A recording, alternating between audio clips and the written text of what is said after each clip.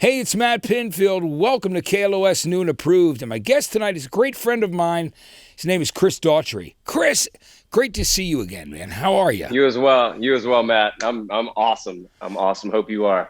You know, I was just down in Nashville for your live stream, and we did a really cool interview there for that. And it was so cool catching up with you and the band. And yeah, it was great, man. We had a great time. So had some great food. Yeah. Oh, we did. And we laughed so hard. We told tons of stories. It was a really cool night.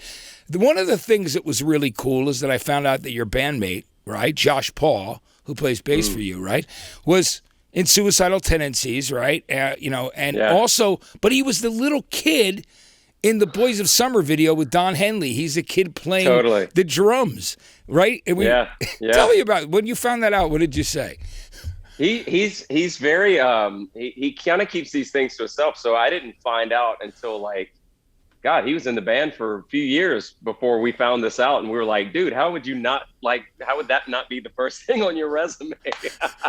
Yeah, I mean, it's a classic video, great song. And then did he explain to you that he was a drummer before he was a bass player? Yeah, he's a great drummer. If you've ever heard him play, he can hold his own on the kit for sure. And then, of course, he replaced Rob from Metallica in Suicidal Tendencies when Rob Trujillo left. So, what a history he's got. He's a great musician overall. He can pretty much play anything, and he downplays it, and he's so humble about it. But he's such a great musician through and through. Chris, your new single "Heavy Is the Crown" is in our countdown, and I wanted to ask you what you wrote that song about. I think it's a very, I think people are going to get different meanings out of this song. For me, I feel like we're all the lead in our own movie, right? We're all the kings and queens of our own domain, at least we should aspire to be. And when you think of it that way, man, that's a heavy responsibility you have over your world and the choices you make. You look around the world today, and I think we all should feel this heavy responsibility to do the right thing regardless. There's so much corruption. There's so much, you can't pick up your phone without finding something terrible that's happened or some terrible injustice. And I think we all have this heavy responsibility to do the right thing and to not conform to societal norms and pave our own path and march to our own drum and be the kings and queens of our own castle. That's what it means to me. And I look at my own family and my own life and the choices that I've made up to this point in my life and take full responsibility of things that have happened to me based on choices that I've made, and extrapolate that and take that moving forward, knowing that I can control the actions that I make going forward in a more positive light, and to hopefully make better decisions for myself and for my family and for my domain or castle or whatever. I hope that makes sense. No, it absolutely does. Now, Chris, you've had an incredible journey, from the days of being in the Carolinas, being a young guy, being on American Idol, bringing rock to that show, which was one of the best things that happened to that show, honestly. And then, of course, the world found out about you and how incredible your voice was. And then you got a record deal, you toured, you met so many of your heroes. Tell me about that journey. And in that journey, because, we always have so many musical heroes that we love and look up to. Who are some of your favorite people that you've met along the way and some of those relationships that you forged? That journey, to go back to the first part of the question, the journey was very, I went from, there was no gradual easing into any of it. It went from me working a day job, waking up at, ridiculous hours of the morning to get to work, and then getting home for dinner and maybe playing a gig on the weekend if I was lucky enough to get booked, and be up till 2-3 in the morning, go right back to work. It was exhausting. It didn't really feel like it was rewarding as far as the music is concerned. I felt like I was spinning wheels.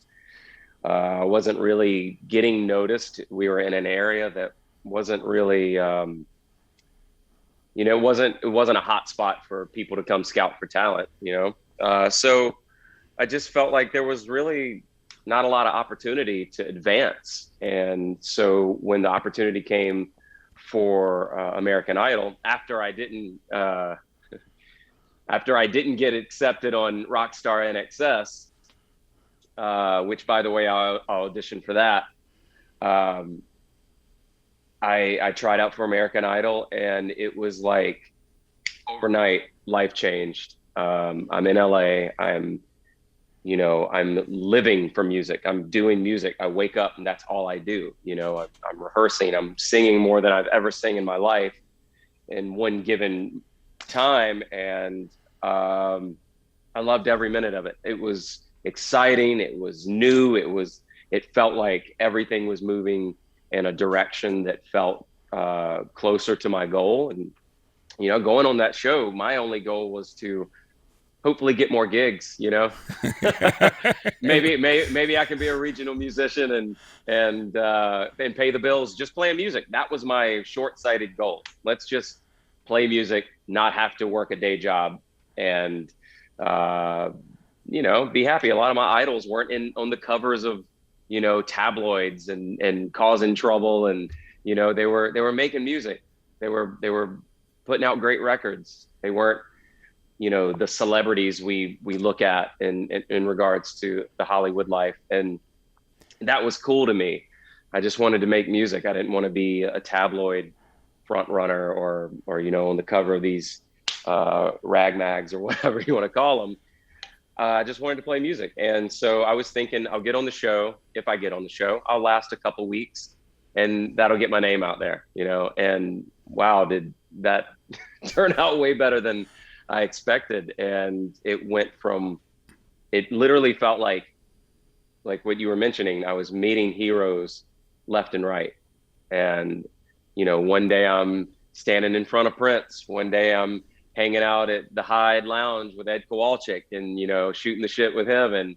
And I'm trying to act like I've been there. You know what I mean? I'm trying to not ask him too many questions and be the annoying fanboy. And then next thing I know, I'm on tour with Bon Jovi, and then on tour with Nickelback and Stained and Seven Dust. And I'm in the studio recording a track with Seven Dust, and it never stopped. It felt like it was just one. And then I'm hanging out with Kevin Martin from Candlebox, who's another hero of mine. And I'm watching Chris Cornell, rehearse with his solo band, and he's calling me up one night after a gig telling me he wrote a song for me. And I'm just like, sometimes I forget about all these things, because it was so fast and furious that it almost feels like, even now when I'm talking about it, it feels like I'm talking about somebody else's life and somebody else's dream, and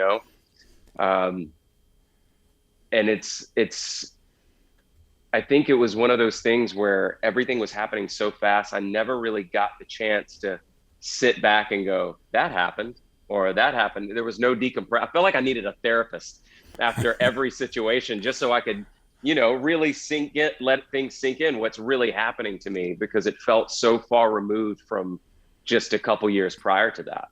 So tell me about Slash playing on your record, because you were obviously a big Guns N' Roses fan, right? I mean, oh yeah, Chris Cornell telling you that he wants to write a song for you, all these heroes of yours. Tell me about the Slash experience. So when I was starting to work on the first record, I sat down with Ashley Newton, who maybe he was A&R, had an A&R at RCA at the time, and he was A&R for Foo Fighters and Velvet Revolver. So he had his, he had the big guns right near him, and he was asking me, if there's anybody you would like to work with,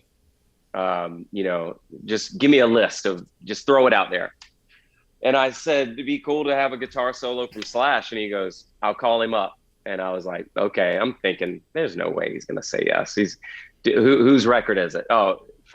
He's from what? American Idol? Go fuck yourself. You know what I mean?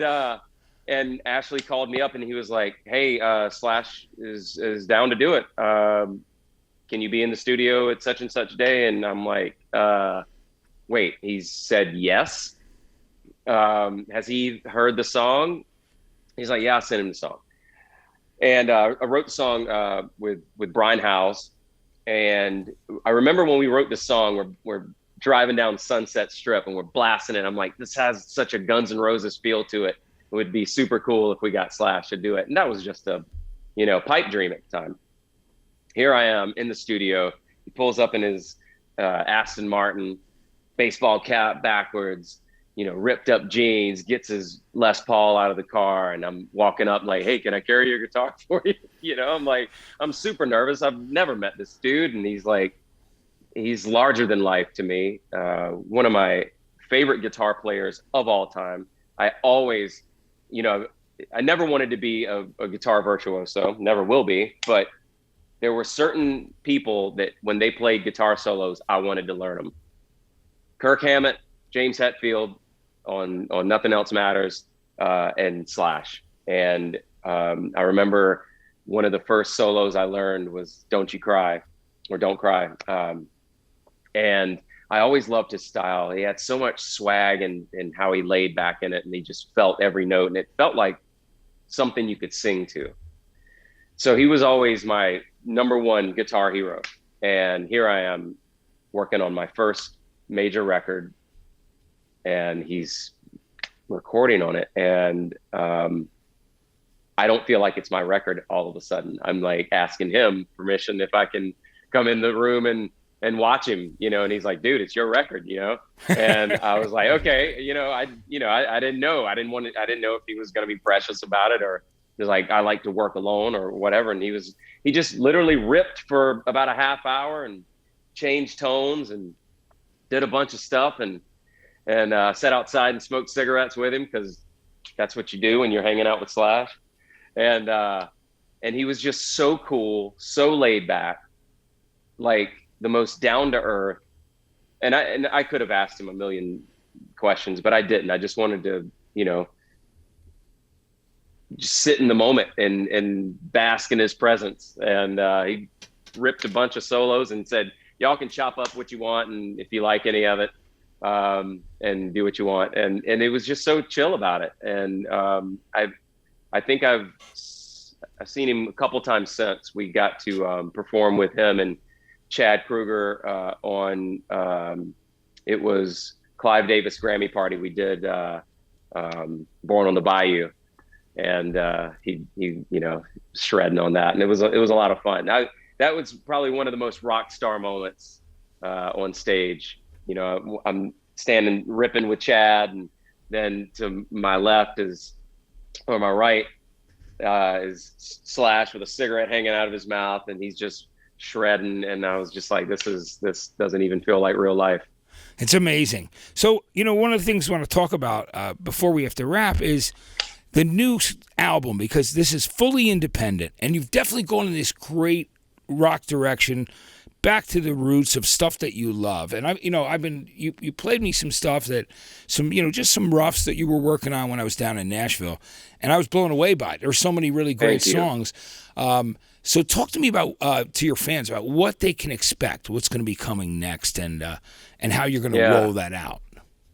I think it's really easy for the general public that maybe hasn't followed us and that maybe knows our songs from the radio, the more pop leaning songs, to go, is he trying to do this or do that?